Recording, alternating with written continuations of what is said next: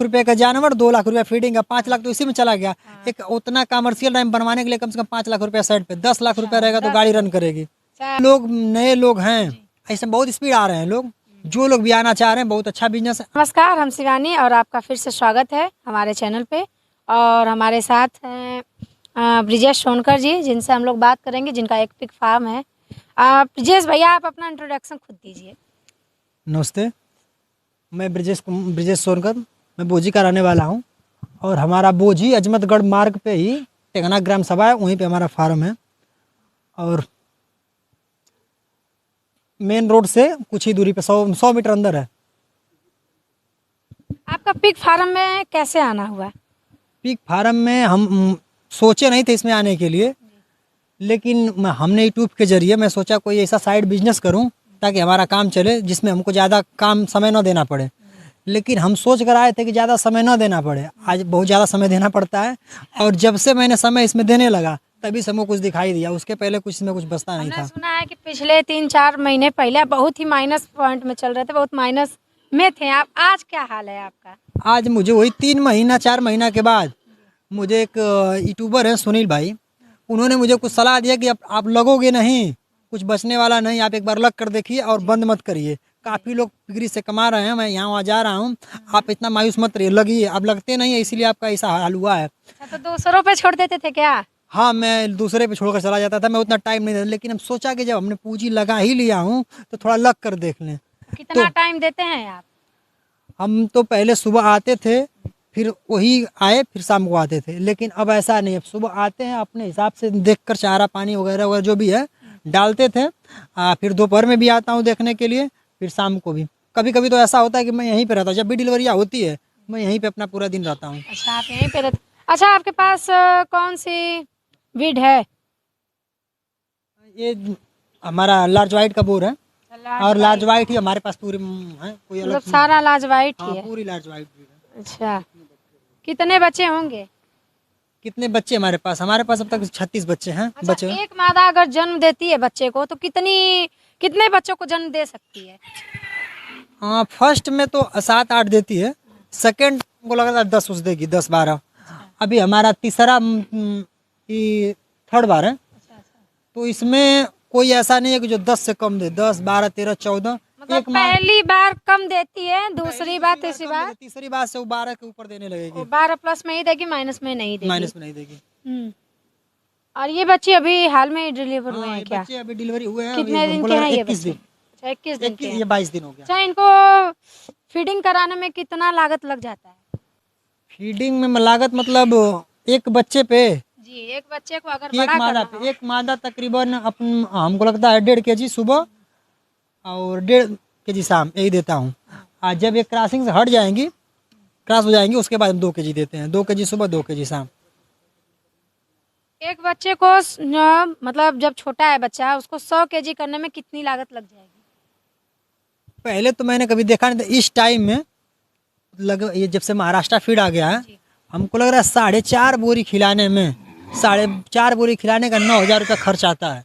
ठीक, और उतना में 100 kg 100% हो जाता है। अब पहले कौन सी फीड खिलाते पहले थे? हमने दयाल खिलाया था, उसके पहले रॉयल ग्रीन खिलाए थे, लेकिन उसका रिस्पांस कैसा है? हमको तो लग रहा है महाराष्ट्र इतना कोई बढ़िया रिजल्ट नहीं है। अच्छा, महाराष्ट्र के टक्कर में कोई फीड नहीं है। ऐसा क्यों आपको लग रहा है? हम खुद देख रहा हूँ, पहले हमने 4 महीने में हमारा 40 किलो भी नहीं पहुँचता था, अभी 4 महीने में 50 किलो 60 किलो पहुँच रहा है। इसलिए महाराष्ट्र अच्छा है। महाराष्ट्र अच्छा है। क्या आप बहुत लोग कहते हैं कि घर का फीड बनाए हुआ भी बेहतर होता है? मैं तो कभी बनाया नहीं, वो क्या है मुझे पता नहीं, लेकिन लोग कहते हैं अच्छा है तो हम भी मानते हैं। अभी तो मैं खुद फीड बनाया नहीं, और हमने सोचा भी नहीं, हमारे पास उतना वक्त नहीं है।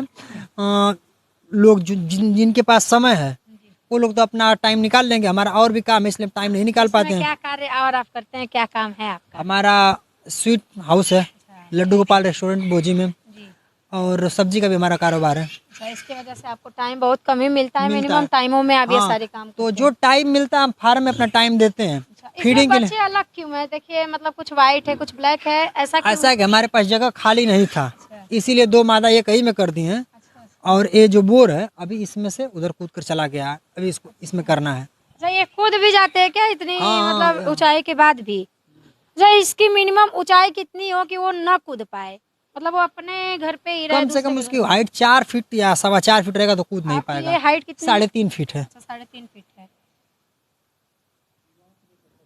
ये। अच्छा, आज के युवाओं के लिए जैसा कि हम लोग देख रहे हैं बेरोजगारी बहुत तेजी से है, छाई हुई है, रोजगार मिल नहीं रहे हैं, तो ये अगर कोई व्यक्ति मतलब आजकल के नौजवान युवा करना चाहे तो आप उनको क्या कहेंगे, क्या प्रेरणा देना चाहेंगे? अभी तो सारे लोग नौजवान हैं, हम भी नौजवान हैं, हम भी बेरोजगार थे। तो जो लोग नए लोग हैं, ऐसे बहुत स्पीड आ रहे हैं लोग, जो लोग भी आना चाह रहे हैं, बहुत अच्छा बिजनेस आए करें। अच्छा, इसमें मान लीजिए अगर कोई खोलना चाहता हो कोई युवा, तो उसको मतलब मिनिमम कितनी, कम से कम कितनी पूंजी हो तो वो खोल सकता है इसको? देखिए वो अपने बजट के ऊपर बात कर रहा है, लेकिन बहुत कम से अगर करना कोई चाहे, मैं ये नहीं कहूँगा 10 मादा लेकर करे, छोटा काम से स्टार्ट कर सकता है, 2 मादा से स्टार्ट कर सकता है, 2 मादा एक बोर ले ले, उतना ही से स्टार्ट करे।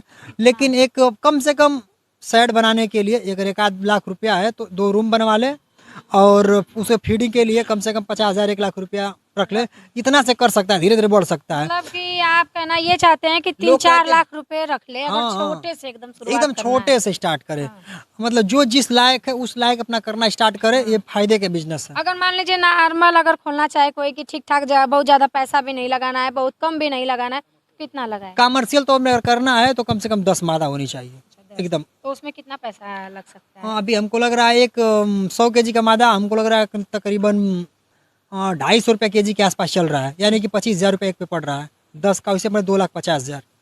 ये मान और एक मादा हमको लग रहा है 20,000 रुपये तक खाएगी, 18 से 20,000 रुपये खाएगी। तो 10 है, 10 दूना 20, 2 लाख रुपये फीडिंग में रख लीजिए। उसके बाद उसके पास 70-80 मान लीजिए 5-6 लाख रुपए रख के थोड़ा काम को शुरू कर सकता है, स्टार्ट कर सकता है। नहीं हो पाएगा उतना में। कितना में आप ही कम बताइए। 2.5 लाख रुपए का जानवर, 2 लाख रुपया फीडिंग का, 5 लाख तो इसी में चला गया। एक उतना कमर्शियल टाइम बनवाने के लिए कम से कम 5 लाख रुपया साइड पे, 10 लाख रुपया रहेगा तो गाड़ी रन करेगी। अच्छा, मतलब 10 लाख रुपए रख के आप लोग गाड़ी रन कर सकते हैं, जिसको करना है वो अपनी गाड़ी को चला सकता है 10 लाख रुपए से।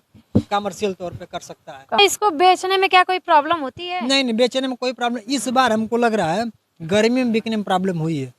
क्यों, ऐसा क्यों प्रॉब्लम? हाँ, प्रॉब्लम यही हो गया था कि रेट जो चाहिए हमको नहीं मिल रहा था। अभी लोग जो कस्टमर, हमारे पास माल तैयार है, कोई पूछने वाला नहीं था। जब हम लोग कटर को फ़ोन करते थे वो बोल रहा था भैया 180 लगा लीजिए, 180 पे हमारा आया, 170 लगा लीजिए, 190 लगा लीजिए, इससे ऊपर कोई बढ़ नहीं रहा था। तो बाकी फार्मिंग पे हम लोग बहुत जगह गए हैं, वहाँ पे लोग बोलते हैं कि हमारे पास इतना माल हमको दीजिए, हम बेचते हैं, क्योंकि इसका मांग बहुत तेजी से है, ऐसा लगता है। जब से ठंडी का मौसम स्टार्ट हुआ है ना, तब से इसका डिमांड फिर बढ़ गया है। अच्छा, फिर से मतलब जो गर्मी मैं में बता नहीं रहा हूँ, होता है। रियलिटी बता रहा हूँ, कि गर्मी में इसका बिक्री थोड़ा कम था, रेट 80-80 मांग रहे थे सब।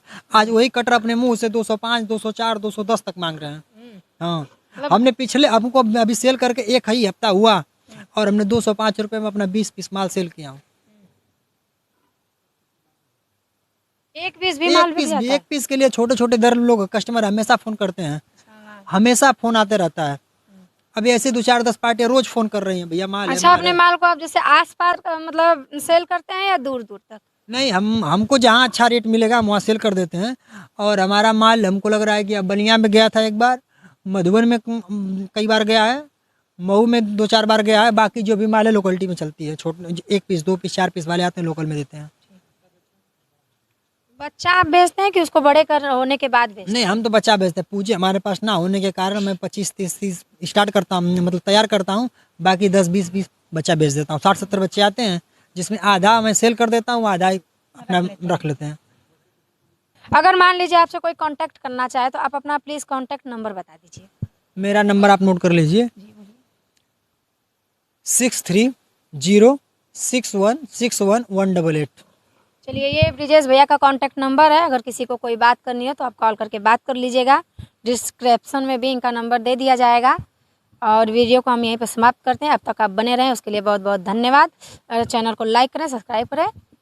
मिलते हैं नेक्स्ट वीडियो में।